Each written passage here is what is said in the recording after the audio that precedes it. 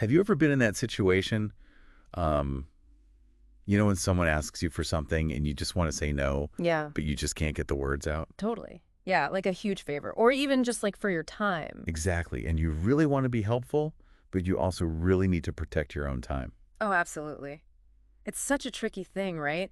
We want to be there for people, Right. but we also need to set boundaries for ourselves. Yeah, for sure. And that's really what we're going to dive into today. How can you decline those requests? Uh-huh. Set those boundaries without actually saying the word no. Right. Without making it this big. Exactly. We've gone through tons of research examples Yep. to figure out exactly how to navigate those tricky conversations. And it's more than just avoiding awkwardness. Yeah. It's about taking control of your time, your Right. energy, and your life, really. Absolutely. And think about how often this comes up at work with colleagues, friends, family. Oh, yeah, all the time. It's everywhere, right? It is. So our mission today is to give you some really practical tools that you can use Yeah. to handle these situations gracefully and confidently. And we found 7 specific strategies that we think will help. Awesome. Okay, so let's jump right into the first one. Okay. Expressing gratitude first. Okay, so this is all about softening the blow before you actually decline the request. Okay. It's basically saying, I see you, I hear you, I appreciate you thinking of me, Right. even if you can't do what they're asking. So instead of just saying no, which can be a little harsh, Yeah, you start with something positive. exactly. Like one of the examples we have says, Huh? instead of saying, no, I can't help with that, you could say, I really appreciate you thinking of me. I'd love to help, but I'm swamped right now. I love that, yeah. So it completely changes the tone. It does. And how does that work exactly? Well, it's interesting. It's almost like a little yes before the no. Okay. You're saying yes to their thoughtfulness. Right. And that makes them more open to hearing your no. Interesting. And for our listeners, why is starting with gratitude so important? It really validates the other person you know. It shows that you respect them and their request, even if you can't do it. Got it. And that makes it easier for them to accept. Exactly. Makes sense. Okay, let's move on to strategy number 2. Offer an alternative. Yes. So this is all about showing that you're still open to connecting, even if you can't do the thing they asked. Okay. Like instead of saying, no, I can't meet today, Right. you could say, I'd love to catch up. I'm swamped today, but how about next week? Oh, I like that. Yeah, the second one, definitely more open. It is. It shows that you're still interested, Right. but you're also setting your own boundaries. And in the grand scheme of things, it's about being proactive Yes. instead of just reactive. Exactly. You're offering solutions, right. not just shutting them down. Okay, so for our listeners, why is offering an alternative such a useful technique? It's all about maintaining those relationships. Okay. It says, I value you. I want to connect with you, Right. but I can't do it right now. So it's not a personal rejection. Exactly. It's more like a redirection. Love it. Mm. Okay. Strategy number 3. The classic sandwich method. Ah, yes, the sandwich method. How does this help us say no without saying no? So this is all about framing the negative between two positive. Okay. Like a delicious sandwich. I like where this is going. Right. So you start with something positive, then you give the no, Okay. and then you end with another positive. Got it. And what's an example of that? Sure. So instead of saying, no, I can't do that project, Right. you could say, that sounds like an amazing project, unfortunately. I'm already committed to something else, but I'd love to hear how it goes. Oh, that's really nice. Right. It still gets the point across. Definitely. But in a much softer way. And why does this work so well? It's all about the psychology of it. Okay. People are more receptive to negative feedback Uh-huh. when it's sandwiched between positive things. Makes sense. And for our listeners, why is this such a good strategy to have in their back pocket? It makes the no so much easier to swallow. Right. It feels less like a rejection and more like a collaboration. Okay. And do you ever feel like it could come across as insincere, though? That's a great point. Yeah. It definitely can if you're not careful. Okay. The key is to be authentic with your praise. Right. If you don't actually think the project is interesting, Yeah. then don't say that. Be genuine. Exactly. Okay, great point. All right, let's move on to strategy number 4, setting clear boundaries with confidence. Yes, this one is so important for protecting your time and your energy. Absolutely. It's about being firm and direct, without all the apologies and excuses. Exactly, just stating your boundary clearly and respectfully. Like one of our examples says, instead of, no, I don't want to lend you money, Right. you could say, I have a policy of not lending money, but I'd be happy to help you explore other options. I love that one.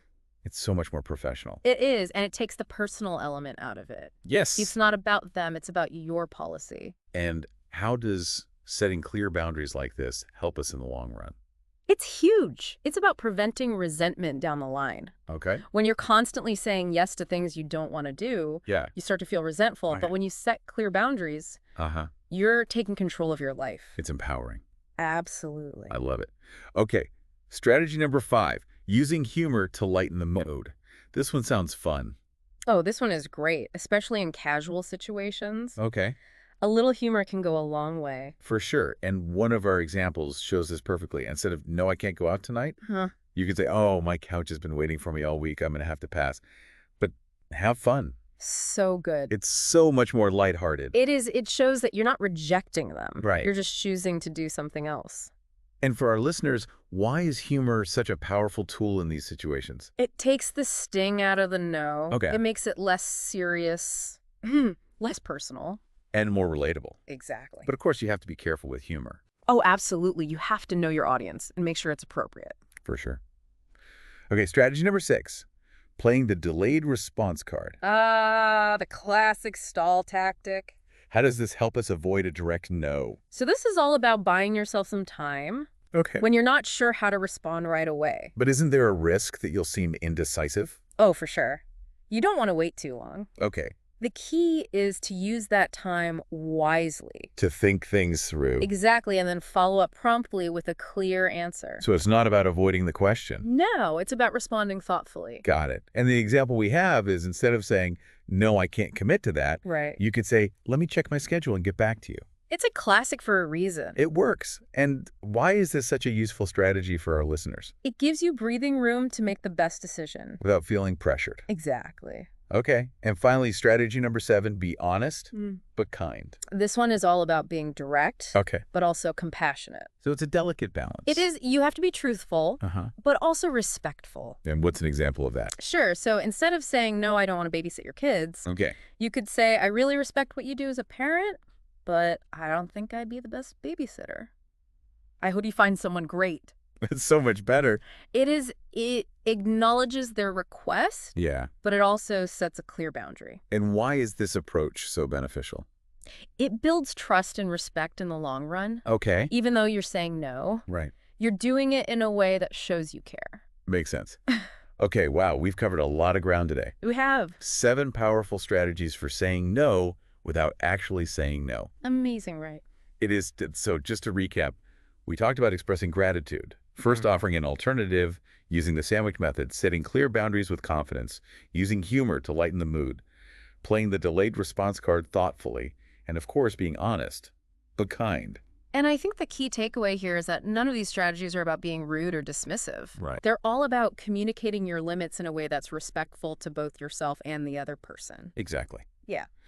So for everyone listening, which of these strategies resonates most with you? Yeah. Which one can you see yourself using? Uh-huh. Or maybe you have your own strategies that work really well. I'd love to hear them. Me too. Share them in the comments. Yes. We'd love to hear from you. And remember, the most important thing is to find what works for you. Absolutely. There's no one right way to do this. Exactly. It's all about finding your own voice and setting those boundaries. And protecting your precious time and energy. Right. Because when you learn to say no effectively, you're actually saying yes to yourself So true. and to the things that truly matter to you. It's exactly. So here's a final thought for you to ponder. Think back to a recent situation where you struggled to say no. Okay. How could you have used one of these strategies to change the outcome? Interesting. Maybe it would have made the conversation easier. Uh-huh. Maybe you would have felt more empowered. It's all about finding those little shifts that can make a big difference. Absolutely. Because when you master the art of saying no, Uh-huh. you open up a whole new world of possibilities. Oh, I love that. You take control of your life. Yes. And you build stronger, more authentic relationships. Beautifully said. Thanks for joining us today on this deep dive into the power of no. It's been a pleasure. Until next time.